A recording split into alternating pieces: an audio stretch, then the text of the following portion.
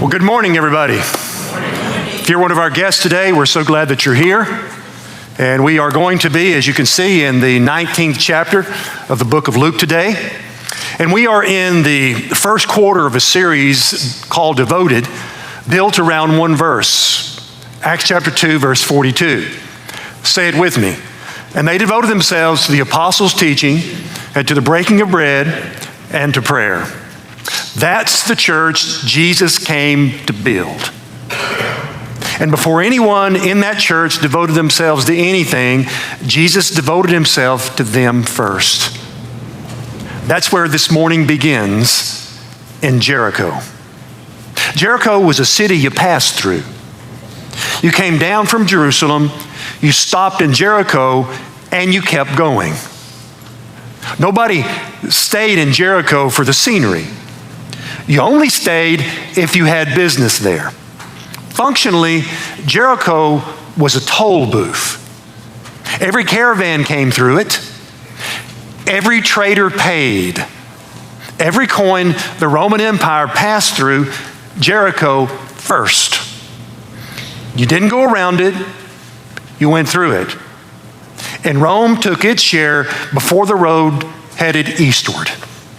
But the Almighty, and to him, Jericho was never only a toll booth. Jericho was a city where the Lord had shown up before. It was the first city Joshua marched around when he crossed the Jordan. It was the city whose walls came down when trumpets shouted, when the trumpets sounded and the people shouted. It was a city where a blind man called out, "Son of David, have mercy on me." And it's where Jesus himself had stopped and given him sight in Luke chapter 18. Jericho was a place where salvation had a habit of arriving unexpectedly. But this time, it was about to happen to someone else. This was a man it was about to happen to, was the one who ran the toll booth. His name was Zacchaeus. We don't know much, but we do know he was a chief tax collector, he was rich, and he was short. 3 facts, but also 3 kinds of distance. He didn't just collect, he had collectors under him. Every booth on every road in and out of Jericho had to pay him. Every road in Jericho answered to him. Zacchaeus took his share, and Rome took its share.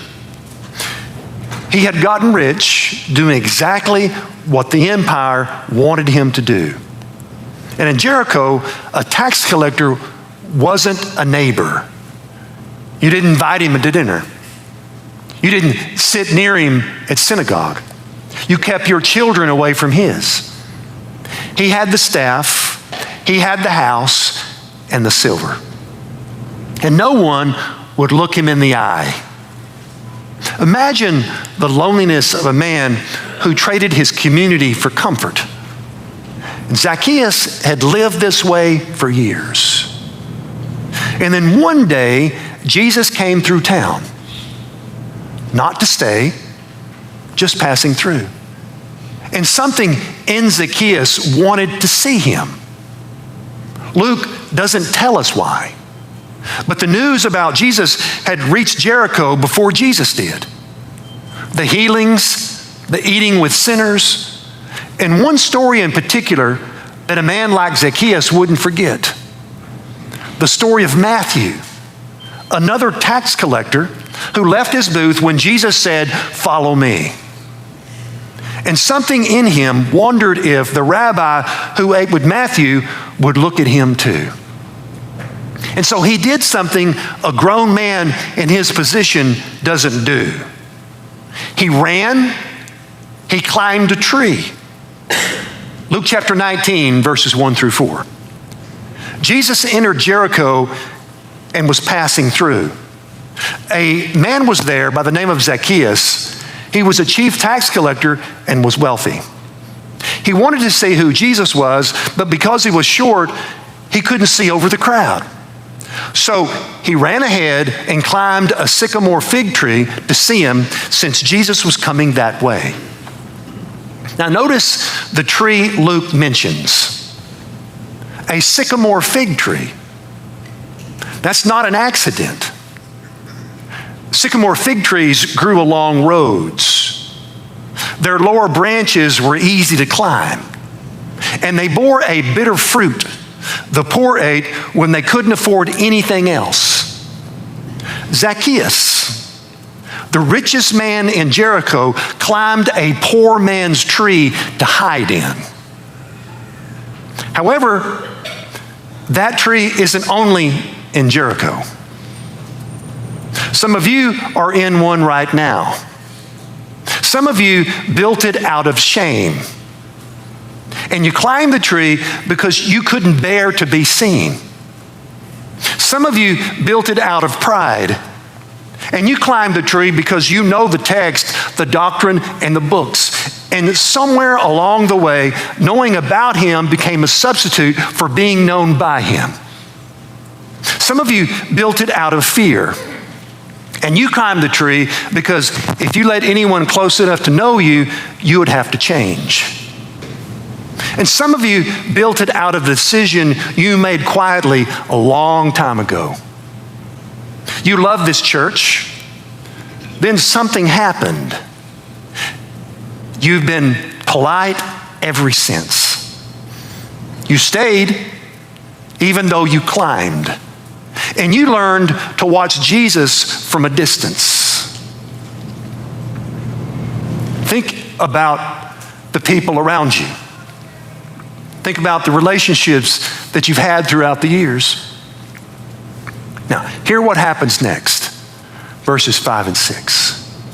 When Jesus reached the spot, he looked up and said to him, Zacchaeus, come down immediately. I must stay at your house today.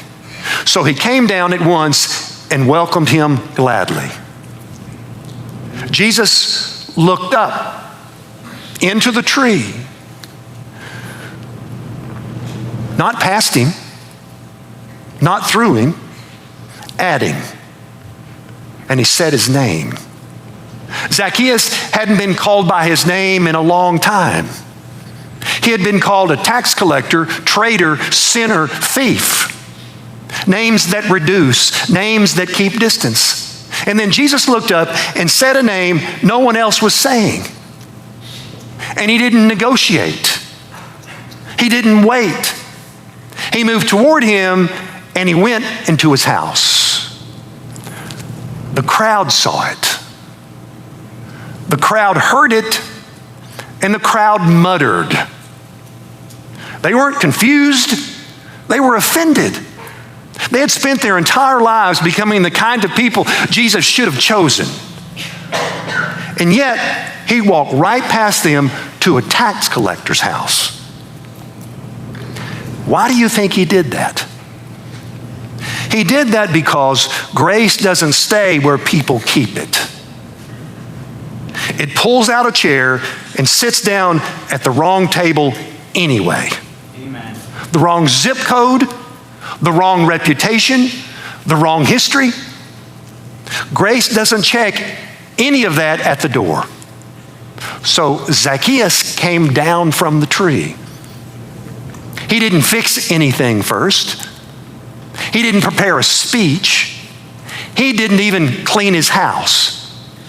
And the first thing he did was welcome Jesus gladly.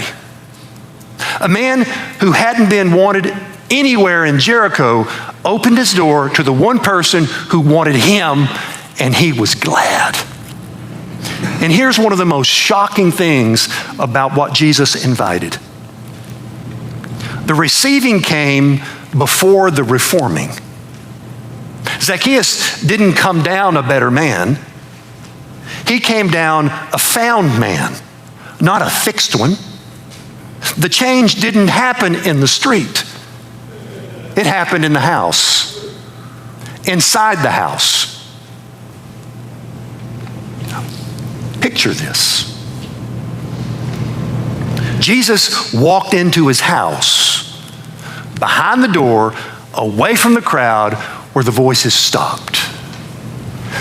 It happened where it was just Jesus, Zacchaeus, and a table covered in silver that had come from other people's lives.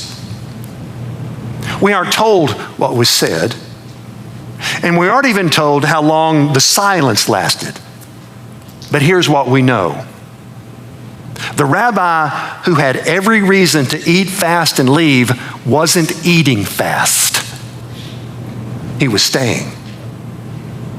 He was at home in a house the whole town had written off. And the fact that Jesus stayed was what broke the man. See, grace that stays is harder to resist than grace that demands. Something in him that had held for years didn't hold any longer. And I want you to hear how Luke tells it in verses 8 through 10. But Zacchaeus stood up and said to the Lord, "Look, Lord, here and now I give half of my possessions to the poor. And if I have cheated anybody out of anything, I will pay back 4 times the amount." Listen to Jesus. Jesus told him, "Today salvation has come to this house, because this man too is a son of Abraham. For the Son of Man came to do what? Seek and save the lost." That's not a gesture. That's a dismantling. Jesus breaks every code, everything that we think is right, and he walks right straight in there, and he gives the man his dignity. Now think of Zacchaeus. The life he built with his own hands is pulled apart in the presence of a man who had called his name. That's not payment. That's release. This is what happens when a man realizes he has been given what he has never earned. And then hear the phrase you could miss. The town had treated Zacchaeus as a former Jew, outside the covenant, outside of his people, outside of the norms. And Jesus said, in front of all of them, he belongs. He is a son of Abraham. He is one of yours. You don't get to decide he's not. Salvation isn't only being rescued, it's a man being restored. It's a man being brought back in. And you can't write him off. And the town had to live with it. Now, listen to me, please. The one who stood under the tree in Jericho stood under another tree outside Jerusalem. And this time, he didn't stand under it. He was lifted onto it. The same voice that said that Zacchaeus said, "Father, forgive them." The same Jesus who crossed the distance to a tax collector's table crossed the distance from heaven to a cross. The seeking is one movement. Jericho moves towards you, Calvary completes it. And there's one more table in this story. The table in Jericho was a rehearsal for the table in Jerusalem. The rabbi who ate with the tax collector gave his body for the tax collector's debt. And every time you come to the table, you're, Zacchaeus, receiving what you couldn't afford. The Son of God closed the distance with his own life. If you're here for the first time, or you came because someone asked you, or you're not sure why you said yes, hear this. I knew a man once who sat in his car in a church parking lot for 4 Sundays in a row. Never got out, never went in. He hadn't been inside a church for 20 years. And he couldn't tell you exactly why he kept driving over. He just knew something in him wanted to see. And on the fifth Sunday, a man walked in that he knew, and he saw him sitting there. And so he walked over and he opened the door. He didn't preach. He didn't argue. He said, "Come sit with me." And he did. That's how it happens. He said, "Come sit with me." One person wants to see. Another person opens the door. You're not here by accident. You're here because you were sought. So before you leave today, find the person who brought you. Look them in the eye. Tell them you want to know what they know. That's how it starts. If you've been here for years, but you climbed the tree a long time ago and never came down, please listen to me. I know a woman who stopped coming after her husband died. Not because she was angry, but because she couldn't bear to walk into the building where she had sat for 41 years to see his empty seat. So she stopped. And the longer she stayed away, the harder it was to come back. She wasn't drifting. She was hiding. And the tree she climbed had his name carved on it. There's something you've been avoiding. You know what it is. It might be a call you stop returning. It might be a prayer you stop praying because you stop believing it would be answered.